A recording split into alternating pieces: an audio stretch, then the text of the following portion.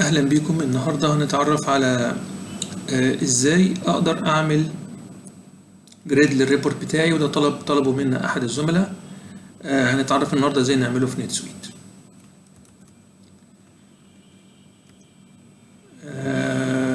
المشكله ان هو طبعا لما بيجي يعمل ريبورت زي كاستمر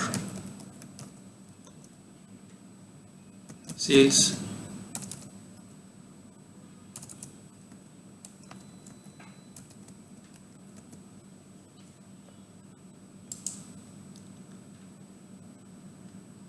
بيطلع معاه الريبورت بالشكل ده.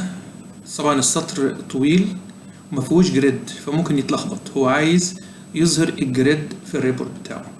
ده بريفرنس خاص بكل يوزر يقدر يكتبه وبطريقه سهله جدا. ازاي؟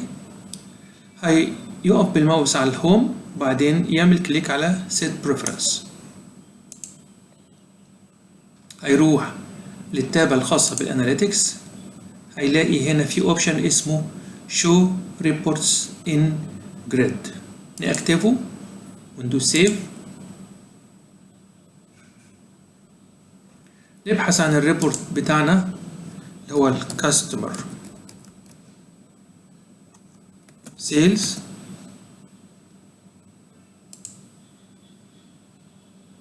هنلاقي الجريد ظهر فيه.